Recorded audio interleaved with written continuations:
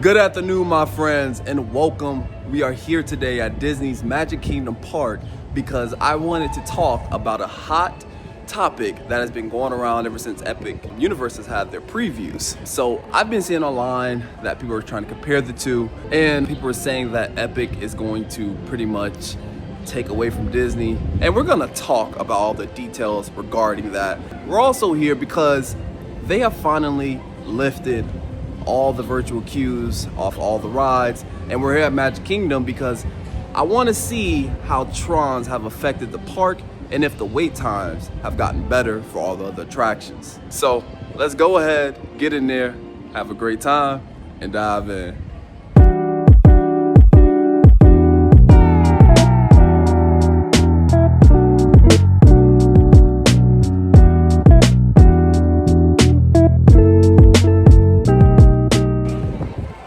It is pretty crowded for a Monday at Magic Kingdom. I don't know what's going on. I feel like all the parks have been busy even on their dead times.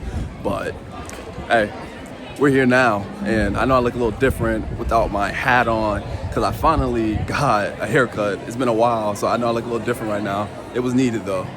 I know I haven't been here in a while, but I don't remember seeing all these little lights that they have here. These are pretty new since the last time I've been here, at least. Pretty cool though. Wow, we finally found a nice chill location. Let me know where you guys have your chill spots at Magic Kingdom, because it's very hard to find some. But let's get into the topic. So let's talk about Universal and Disney, because I have been seeing so much online regarding how Epic is gonna run Disney out of business, or Disney's on their downfall, that they're gonna lose some customers. Me, I'm gonna be honest, I don't think Disney's gonna be as affected as everybody thinks. For one, Disney has its loyal crowds. Like, people who love Disney, they love Disney. I love both parks. I'm not either or. I like Disney, I like Universal, I like SeaWorld. I just want a good theme park. So I don't care who's better than who, I just want a really good theme park. But I do want to get into all the positives, reasons why I do think Disney will still thrive even when Epic opens, even for the entire year of 2025. Now, I do think Disney will take a little bit of a hit, but not as much as people think, because they have done a lot of things, and they're doing a lot of things right now. Like, for one, taking down all of the virtual queues for Tron, Tiana's Bayou, Evian Gardens of the Galaxy, because I've been looking at the wait times, and I've been seeing that honestly the wait times are not that bad anymore now that they've opened Tron and Tiana's Bayou queue up here at Magic Kingdom. I mean, I was waiting for Little Mermaid on a decent day for like 40 minutes for Little Mermaid. Now I'm seeing it at like 15. I'm even seeing the Seven Dwarfs Mine Train ride at 45 kind of consistently. So I think that has played a big part as far as opening up all those virtual queues, and that's gonna bring a lot of people back, because a lot of reasons people probably don't want to come is because of the long wait times. Reason number two, Disney still has the best food out of all theme parks, hands down. Disney food is outstanding and is always decorated top notch, and it's always delicious. I love Disney's food, especially all their food events at Epcot. That's gonna bring people there. Like, things like that is gonna still bring those people there. It's gonna bring the foodies to Disney itself. I don't see Universal or Epic Universe having like a food and wine festival, or having a arts and flower festival. I don't see them having that. Universal is not invented that way. Epic's not invented that way. They have their Mardi Gras, which is nice, but Disney food is still top notch. Reason number three is I think Disney and Universal, or even Epic Universe, are two completely different parts and two completely different experiences. I, for one, see Disney more as a magical park, which is kind of what they want you to think. And to me, Universal and Epic Universe is more of a like you're walking into a movie, or you're walking into a film type of park, but more for the grown-ups, I would say. Now, I haven't been to Epic Universe, and it could be more for the kiddos, but from my experience from Universal and Disney, it seems like that's where we're heading to. And I do think Disney does touch a little bit more on the kid profile, and Universal and Epic Universe will still be touching a little more of the teenager to adult profile. So now that could change. That could change because they do now have How to Train a Dragon at Epic Universe. So that could change. And also Super Mario, but I feel like Mario's more for like our age, the like 20 to 40-year-old, not even 20, maybe our age, like the 30s to 40. But that's just how I see both parks. Now, I'm not saying one park is better than the other. No, that is not what I'm saying. I think both parks are brilliant, and I love both of them. They're both cool. They're both creative. I love both parks. I'm just giving you my differences on why I think Disney can still do decent, at least, when Epic Universe opens. But another thing that Disney have going for itself is that they are still upgrading their parks now. Disney's doing their massive expansion. And even while they're waiting for their massive expansion to go, they have stuff like Test Track. Test Track will be done this summer.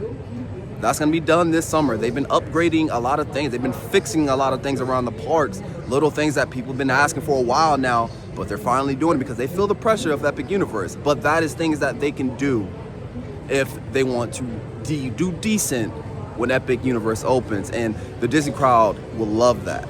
Now, what could help Disney even more while Epic is going on? They could, for one, lower the prices on some things. They're already trying to do that. I think they're giving like 40% off on hotels this summer, which is very smart of them. Also, another thing that they could do, which they probably won't, but they can bring back the old Fast Pass system. That will bring so many people back here. The old Fast Pass system where you didn't have to pay, that you had to get a time to go come back in a Fast Pass lane for a certain attraction. I think that worked out better than what this Genie Plus is doing. It let everybody get into their favorite attraction. It helped with the wait times on a lot of other attractions. I think they need to bring the old Fast Pass system back, and I think a lot of people would agree with me on that one. But all in all, guys, I do love the competitiveness from all theme parks, especially here in Orlando. Even SeaWorld is having 2 new attractions this year. They have already announced one, they're announcing another, but even SeaWorld is having their own couple attractions that they're trying to build. Epic Universe opening up, Disney expanding. Everybody is in this competition right now, and I love it. I'm here for it. I'm not here to beat down one or the other. I'm just loving that they're trying to make this better for all of us, because the more competition, the better the experience for all of us at all these parks. So I'm just happy that all these theme parks are in competition right now to be the top dog. It just makes it a lot better for us. So that's what I wanted to speak on. But now it's time to have some fun, because I'm also here to check out to see what all the attractions are like here. What are the wait times? Because now, as you know, a couple weeks back, they have finally lifted the virtual queue off of Tron and Tiana's Bayou. So I'm here at Magic Kingdom to see how did it affect the park as a whole, because I have a feeling it will relieve a lot of rides that are here. So we're gonna check those rides out. I'm gonna show you guys the wait times and see, because if so, it's gonna make your trips and your vacations a lot more enjoyable. Speaking of the coaster itself, let's see how bad the wait time is. What does that say? Tron is an 85-minute wait. I'll be honest, that's not too bad though. It's not. I gotta be honest. Now, when I say 85 minutes is not bad, that's not bad for Tron, and especially on a day where there actually is a lot of people here. Believe it or not, it's not bad, especially with the virtual queue just dropping. Everybody's trying to go to Tron right now, so that means they're pushing these carts out pretty fast. And if you hear the screams, these carts have been coming out simultaneously. It's been on point, so credit to them on that. All right, guys, first ride up for us is Little Mermaid. Believe it or not, this ride, the last few times I've been here, has been like 20 plus 30 minutes. Right now, I don't know if you can see it, but it says it's a 10-minute wait. Finally, this is the first of the effect of Tron and Tiana's Bayou being lifted. And look at that. It is a walk-on. I mean, nobody is in here. I haven't seen this like this for a while. This was a clear walk-on. Nice. Wow, I mean, I don't remember the last time we have been on Little Mermaid and it was a walk-on. And that ride should always be a walk-on. But I swear, I don't know what's going on, but the last few times I've been here, it has been crowded and that ride has been like 25 and up. I haven't been on a walk-on in probably like 6 months at least. It's been a while. It's definitely been a while. So that was pretty cool. Check this out, guys. Look at the wait times right now. I mean, everything's like 25 and below. Like, I haven't seen this type of time in a while. Dumbo's 15, Philhar Magic's 15, Pirates of the Caribbean's 20, Buzz Lightyear 30, like Tiana's Bayou's only 30, Jungle Cruise only 35, Space Mountain only 35, even Seven Dwarfs is 55. This is the effect of Tron and Tiana's Bayou being lifted, the virtual queue. Because everybody can go to those rides. They don't need any virtual queue to get on those rides. Everybody can just go there freely. And it's free. It's honestly lowering the times on a lot of other rides. So I'm telling you, this is going to make Disney a lot better. And it's a fairly decent night. Like, there's a lot of people here.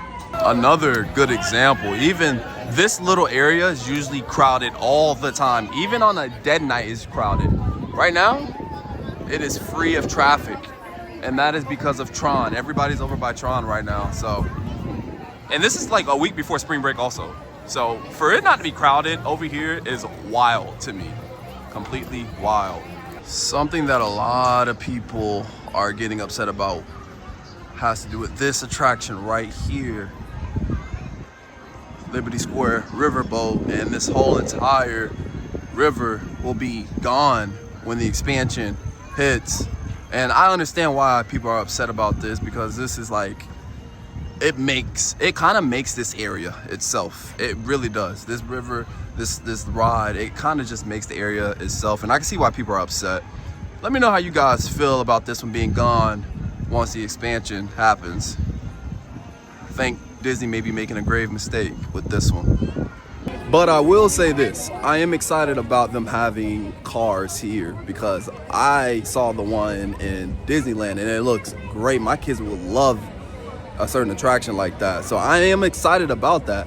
But like everyone else, this whole river kind of makes this part of Frontierland. So it's gonna be tough, but I felt like they could have put that probably in the woods behind the river. I felt like they could have put cars there and kept this whole river. So I don't know, man. How you guys feel about it? Look at this. Tiana's Bayou, isn't it?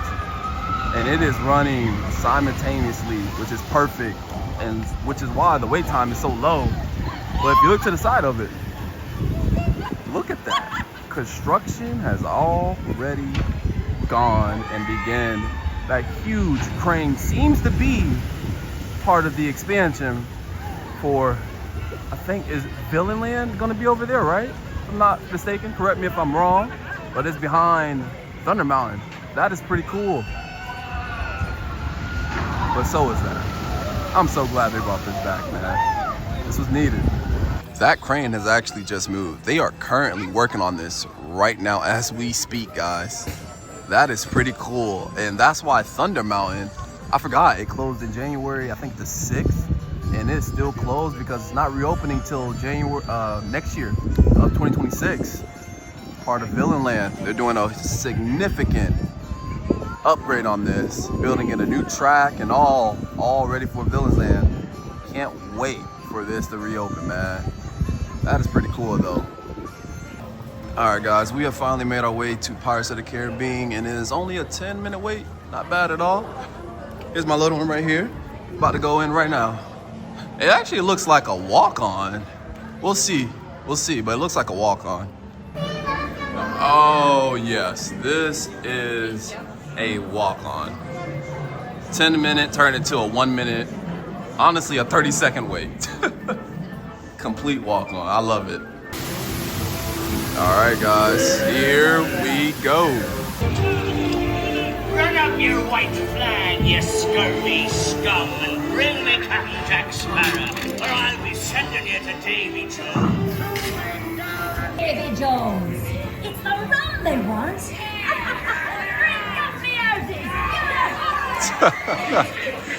Bring up the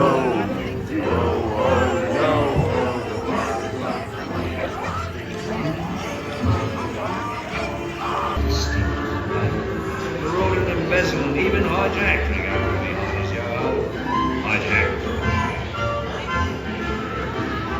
Well guys, that will be it for today's video.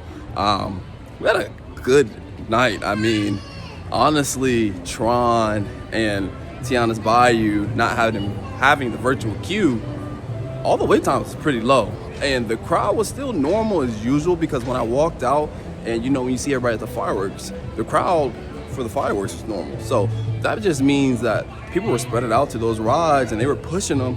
So it was, if this is what Disney's gonna be going forward, I can do this. I really hope that's what it is, because man, was it an awesome night.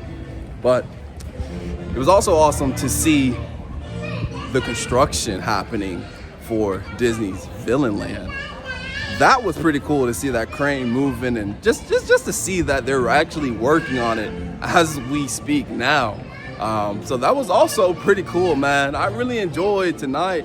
Saw some things that didn't expect to see, and I really hope you guys took what I was saying about comparing Disney, Universal, and all other theme parks that are trying to have this gauntlet match of trying to be the best theme park. I think it's good to have this competitiveness so we can have great theme parks. So I hope you guys enjoyed this video, and if you did, go ahead, smash that like button, share, turn notifications on, and most importantly, subscribe.